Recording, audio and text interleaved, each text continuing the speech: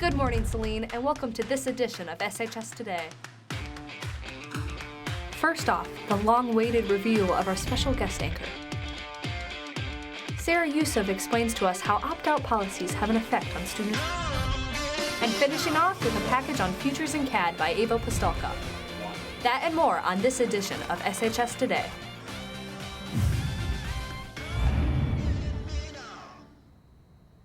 Welcome back to SHS Today. I'm Faith Pearson.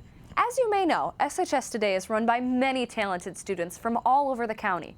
This week's show is brought to you by my fellow juniors and me while we wait for the special senior show that will air next week. And on topic of all things special, let's welcome our video technician and special guests, anchor Mr. Hotop. Thanks, Faith. I appreciate that welcome. We are so happy you were here. Thank you. I'm so excited to be here. I'm sad to see the seniors off, but I'm so proud of how far they've come. I can't wait to see how they showcase their work and say goodbye in SHS Today's last episode of the season on May 24th. But now, let's get into the news. As our community is involved in everything from events to education, our district has been trying to make the school curriculum fit for every student. Sarah Yusuf tells us more about opt-out education.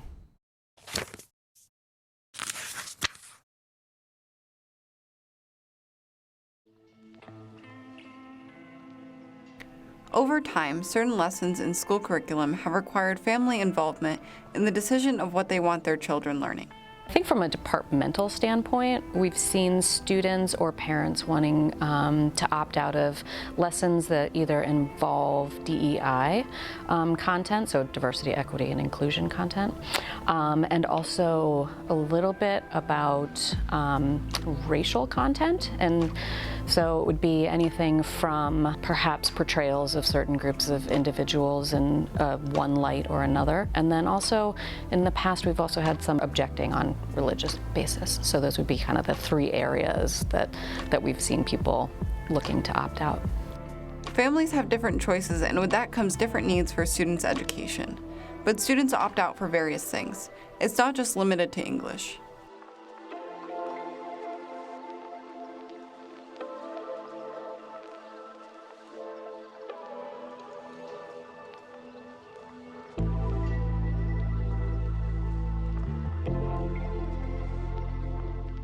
Students have opted out in any subject, ranging from science to English, based on beliefs and differing perspectives. The district has been working to ensure the education value while still meeting the comfort of parents and their students. What we are looking to revise also is actually the name of the policy. It's currently called controversial issues. We want to say this is more of just a general opt-out policy or teaching curriculum opt-out policy instead of determining what's controversial and that we're as a school district deciding what's controversial. We would have a better way of parents working with the district to determine what the processes and procedures are to provide an alternative activity so that the district can move forward with supporting all students and again being more of a product of what happens in society. While the district is working to find a policy that works best for everyone, it's surely a work in progress that requires communication between the board and those living in the community. Reporting for SHS Today, I'm Sarah Yusuf. Back to the studio. Striking a formulated policy for opting out is a work in progress. If you have any input or want to be involved in the conversation, pop into a Board of Education meeting on the 2nd and 4th Tuesday of every month. Speaking of juniors and seniors, the application to enter the Miss Celine Scholarship Competition closes June 1st. Miss Celine is looking for applicants who enjoy giving back to the community. Those who apply will go through the Miss Celine Week, which includes an interview process and a crowning ceremony in August. For more information on applying, stop by the meeting after school on May 17th or scan the QR code on screen. As technology has increased in our classrooms and everyday lives, some students at Celine have chosen to pursue it as their future career. Ava Postolka teaches us about the future careers in CAD. And gold medalist from Southwest Washington, Marisa Matthews. Celine's computer-aided design program, which has accumulated an impressive number of awards throughout the years, teaches the students not only to draw and design products, but also how these ideas can be applied in the workforce. A lot of people learn the manufacturing side or they learn the design side, and what I love about what we have here with the consortium is that students can learn both sides of it. So they can learn the CAD side of it and the manufacturing side and be that much more valuable. But typically my students end up following a career in engineering, and they typically go to Michigan Tech to follow their studies. This year, 6 students are attending Michigan Tech to continue their studies. And one of these students, Marisa Matthews, has truly thrived in the CAD program.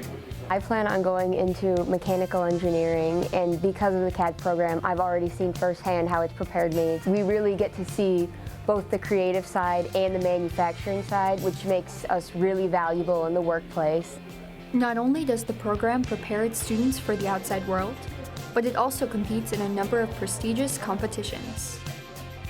The 2 big ones that we do are Skills USA and MITES. Skills USA is where the very best of my students go and compete to win a state title and then a national title if they happen to win states. The other competition that we do is called MITES. For that one, every student in my program competes. Marisa Matthews was able to attend Skills USA 2 years in a row, and this year was able to take home the gold in technical drafting. It's so prestigious. When you think of a CAD competition, you don't think tons of kids in matching uniforms sweating for 6 hours straight, but it's an awesome experience. The program swept the podium in both technical drafting and architectural drawing at the Skills USA competition last month.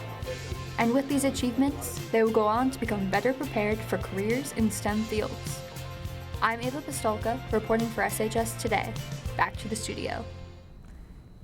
If you see any of these talented students, be sure to congratulate them on a job well done. Additionally, Marisa Matthews and Julia Kosek will be representing Michigan at Nationals during the end of June. Good luck to the both of you. With the year having flown by, there's a lot worth remembering. Yearbook pickup is May 22nd during all 3 lunches. If you haven't ordered one, now's the time. There are around 50 books remaining. The Yearbook staff has worked hard to make sure this year is a year to remember. Well, that's a wrap on this week's show. This is the last time you'll be hearing from the juniors of SHS Today until we come back next year as seniors. It's been fun, Hornets. Tune in next week for the last episode of SHS Today, brought to you by our senior students. It's looking to be a show you don't want to miss. And if you haven't yet, be sure to follow us on Instagram and YouTube @Celine Video. And as always, have a great week, Hornets.